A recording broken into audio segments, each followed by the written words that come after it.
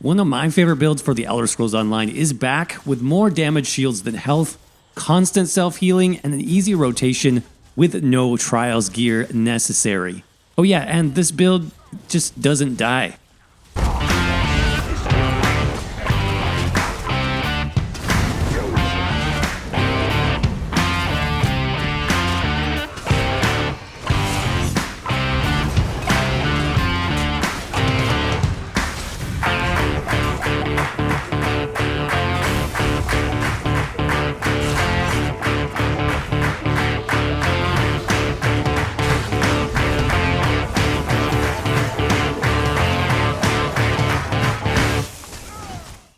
All right, everybody, here we are back on the solo Stamina Nightblade. Time for some build updates. And I thought, why not? Let's start with one of the strongest classes moving into update 36, the Nightblade. So this is going to be our updated Brawler build. Let's go ahead and check out the buff stats to start with. Looking at our stats, 15,000 max magicka, about 23, almost 24,000 max health, which is really good, 30,000 max stamina. You can see our recoveries are fairly good, fairly high for a solo build. Good magicka and stamina recovery is going to be important on this one. We also have over 5,000 weapon damage, which is awesome. Over 50% crit chance and good resistances as well. Now, of course, we do have 64 points into stamina. You don't want to split your resources. Even though this is sort of a hybrid build, we have 3 stamina abilities, 2 magicka abilities on the front bar. We do want to focus on one stat to take advantage of stat scaling, so everything into stamina there. Thief Mundus is going to be ideal to sort of, max out that crit chance. That's going to be very important as well. You can see we have tons of other buffs, which we'll talk about in a minute. Just keep this build super simple and easy to play. Lava Foot Soup is going to be my favorite option for your food buff on this particular setup. Gives you a good amount of max stamina. You can see we hit over that 30k mark, which is good. Plenty of stamina recovery, which is going to be important for maintaining our main spammable. And because of our race and some of the champion points and other glyphs that we're using, this doesn't have health on the food, but that's totally okay. We sort of offset that with some of those other things, which we'll look at more in detail in just a minute. Potions, you can use anything you want. You can use basic stamina potions, magicka potions, whatever you need. Or you can use tri-stat potions. You can see that extra health even acts as a heal and procs one of our damage shields, which is really nice. And then as far as the race here, plenty of good options, actually. For this one, I went with the Orc. Now, one of the extra resources, so the extra max stamina, the extra max health, a little bit of extra healing when we deal damage is going to be important. Plus, obviously, the extra weapon and spell damage and sprint speed is really nice. Other favorite options would be like Khajiit if you want to maximize some of your crit damage. Great for soloing. Plus, they have lots of other good resources. Imperial is a favorite, honestly, for Nightblade to help with sustain, to help with the extra stamina and health, a little extra tankiness there. But there's not a huge difference either way, so feel free to use whatever you have access to. It's not going to make a big difference in the overall potential of this setup. I think that's it for the basics, so let's go ahead and dive into the sets next. Of course, this is going to be an Oakensoul build, so basically a 1-bar Stamina Nightblade, pretty much as easy as you can get, just super simple for clearing content. And this is still powerful, finishing out the year in update 36. I'm still using it on a variety of 1-bar builds, so totally worth picking up, especially if you like the 1-bar play style, because it just makes things easier. You have your major buffs, like Savagery for the extra crit chance, Major Brutality for the extra weapon and spell damage. You've got your armor buff, which makes it even easier to play a Nightblade. That's Major Resolve, plus minor sustain buffs, again, helping the overall resource recovery since this is a solo setup. Even Minor Slayer and Minor Aegis now, making this build particularly powerful in arenas. Those solo arenas like VMA, Vatashran. Empower now makes our heavy attacks hit even harder in PvE content. So this item's still top tier as far as I'm concerned if you like playing 1-bar builds, obviously. If not, if you want to expand this to something else, I'll have a few other options listed in the written guide over on the website. But we've gone with the Bloodthirsty trait and the weapon damage enchant for our mythic ring. Combined with that, we have the Prayer Shawl set. This is something I've been using for a few patches because of the strength of the damage shield. Yes, it has max magicka, so it doesn't perfectly scale with a stamina Nightblade build, but we have plenty of magicka skills anyways, and the extra magicka recovery is good for sustaining those as well. But as you can see here, the main purpose of this set, which is a light armor dungeon set, by the way, so you will need to farm this if you don't have it already, is it gives you a free damage shield, about 6k damage absorbed there for 6 seconds. But the thing about this that a lot of people don't know is this shield actually gets recasted every 2 seconds.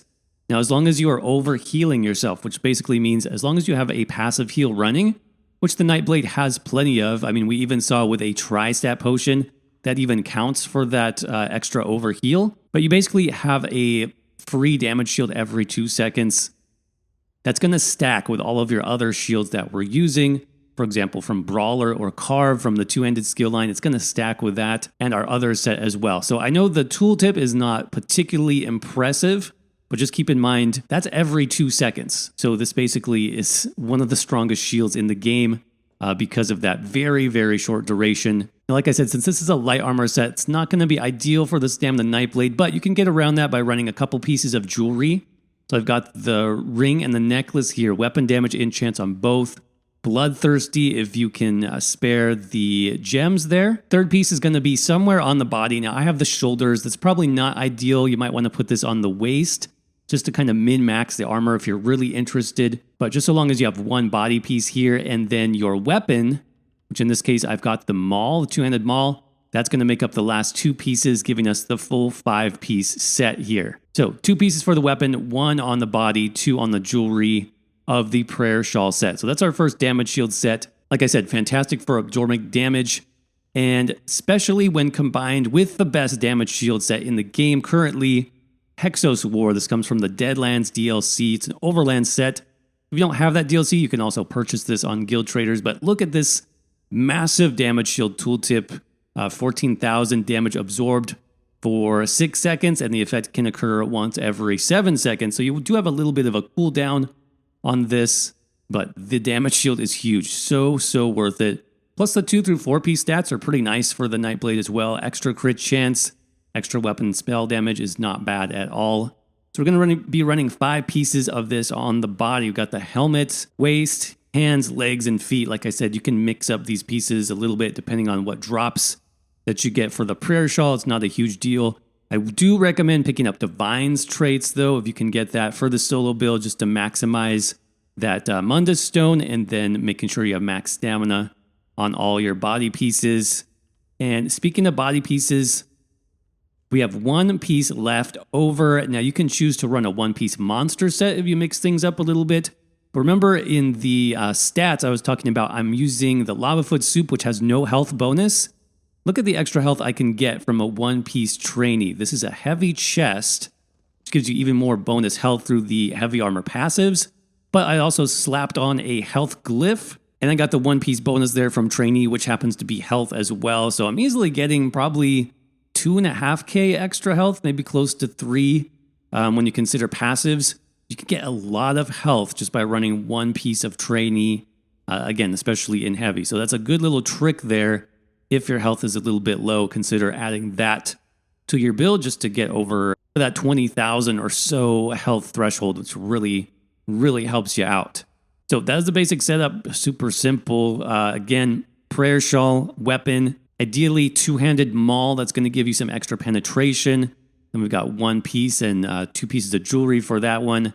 Hexos Ward on the body with either the monster set of your choice or trainee, along with our Oakensoul Ring. Now again, if you'd like to see more options for that, make sure to check out the website. I'll have the link in the description for the written guide. Let's check out the skills here.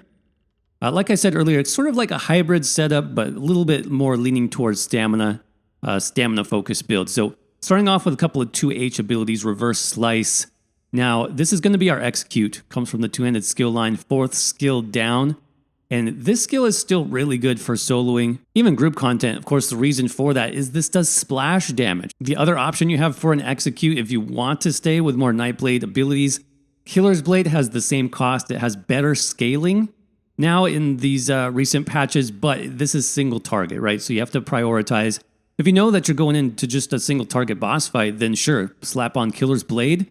you're good to go. You'll actually do more damage that way.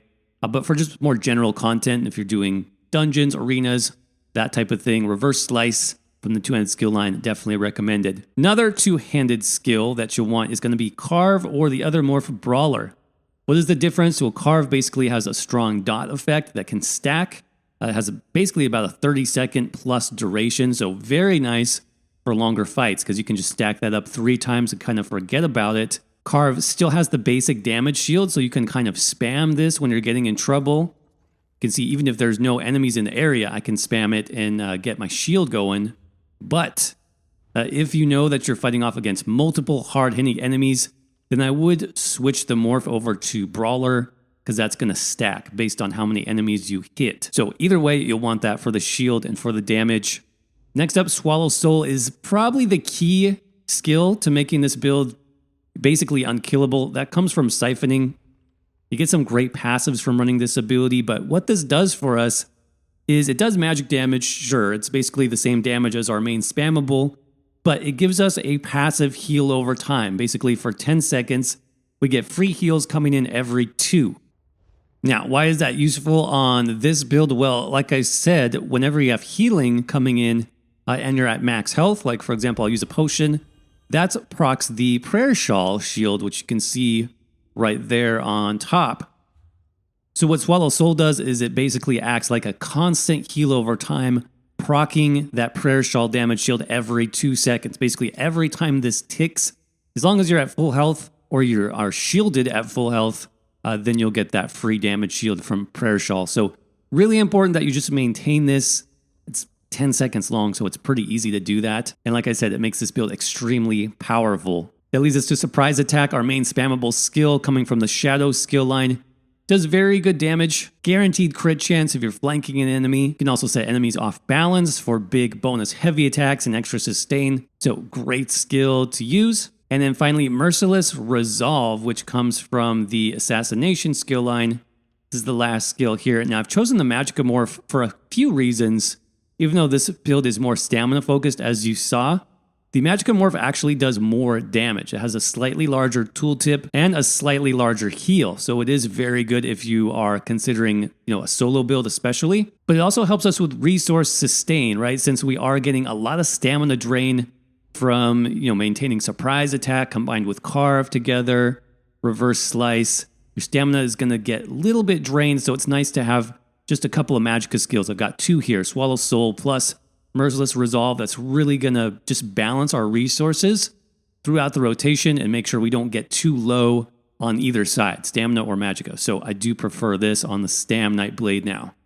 And then the ultimate here is going to be Incap Strike from the Assassination skill line. The key here is to save this for when you have certain things ready. This increases your damage by 20% for 6 seconds, so you don't want to waste this. Basically, the strategy here is wait till you have your 5 stacks of Merciless Resolve, wait until, Swallow Soul is getting about ready to refresh, then boom, pop your Incap Strike. That's going to buff both the damage that you get from Merciless, as well as the damage that you're getting from your next Swallow Soul, which will result in larger heals coming back for the next 10 seconds. So timing is everything on the Nightblade, and as soon as you sort of learn that and you get that in your muscle memory, it becomes very powerful and just easy. It just flows really nicely. All right, so let's go over a quick rotation here, starting with a world boss. And if you have ads, just try to group them up as best as you can. The Nightblade does have some decent AoE, especially if you're using Carve and Reverse Slice, as you should be. You also have some ranged abilities. Swallow Soul, Merciless Resolve, so if you need to close the gap, you should be fine there. Once you have the main boss, though, make sure to use your ultimate, then Merciless Resolve, and then that Swallow Soul combo, because again, those skills are going to be empowered for only 6 seconds, giving you maximum damage and maximum healing. After that point, it's basically just keep up Carve, keep up Surprise Attack. Now, again, ads are going to come, so make sure you manage those first. Try to group them up as best as you can. That's what I'm doing here. Trying to get them all into one area so I can dot them up with Carve. So I can execute with Reverse Slice there. Back to the boss. I got my Incap ready, so go ahead and cast that. Again, followed by Merciless and Swallow Soul to keep my health up and my heal over times rolling. Remember, that's going to proc Prayer Shawl.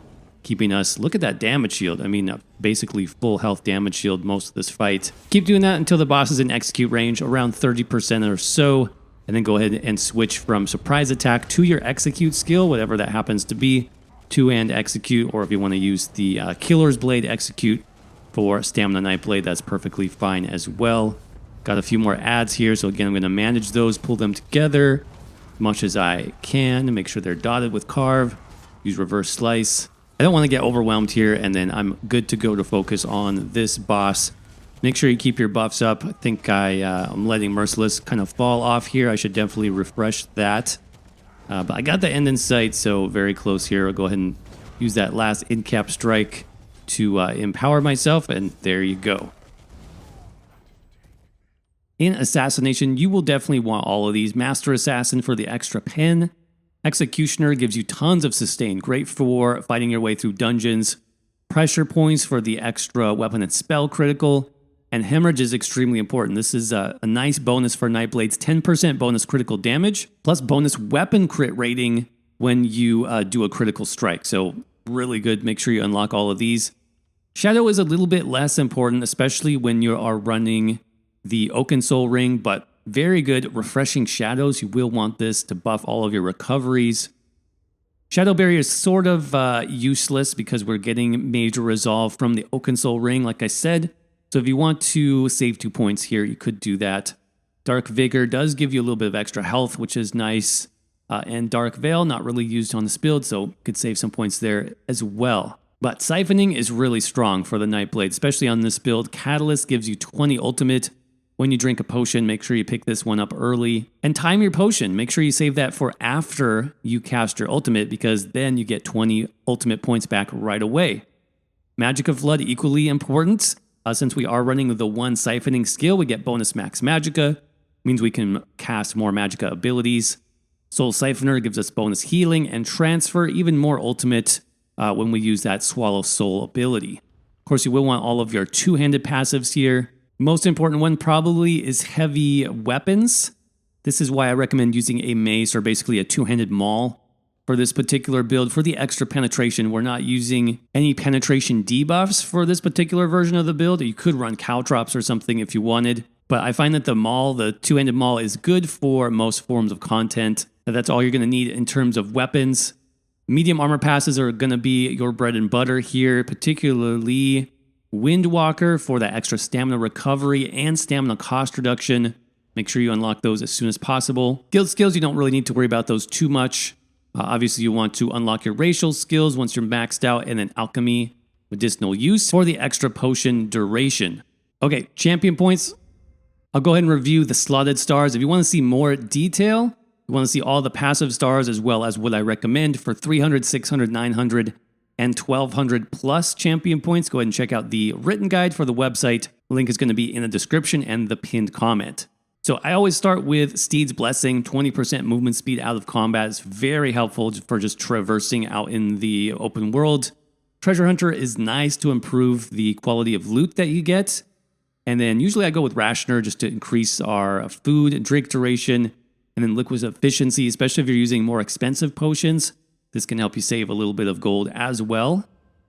Over in the blue tree, some really important stuff here. For damage, make sure you pick up Wrathful Strikes. This did get buffed recently. It's doing more weapon and spell damage that you actually don't see on your character sheet, but it will be reflected in higher damage for all of your skills. Remember, on Nightblades, more damage equals more healing, which is very good. You also want to pick up Deadly Aim and Mastered Arms over on the right side, and then Fighting Finesse for the bonus crit damage. Finally, make sure you don't forget to pick up some defensive passives here. In this subtree, especially, you can pick up Preparation. That's 10% reduced damage from enemies. Really important for playing solo. Finally, for the red tree, we talked about how important it is to get extra health from the red tree. That comes from Boundless Vitality. You get 1400 max health there. You can also get Hero's Vigor, about 560, so about 2,000 extra health that you get from this red tree by itself. And I also recommend Rejuvenation just to help max out those recoveries. I also picked up Bloody Renewal for extra stamina sustain, and the very important Bastion CP slotted star. This gives you 15% bonus shield effectiveness on all of your damage shields. This means skills like Carve or Brawler. This even buffs your sets. So if your tooltip for like Hexos Ward wasn't as high as mine was, for example, you might be missing this Bastion CP star. So make sure you go and pick this one up as well. But like I said, if you want to get all the details, make sure to check out the written guide. Link for that's going to be down below. Last but not least, if you're curious, we can talk about the outfit styles really quick. Just a mixture of medium armor styles for this setup. Most of the body pieces are going to be New Moon Priest style, combined with the Somerset style Pyendonian. I'm not sure how to say that exactly. But if you have questions or comments, make sure to leave those down below. Check out what video YouTube recommends next on the left, or join one of our membership squads on the right. And link to check out our ESO Build Academy is in the center. And as always, thanks for watching.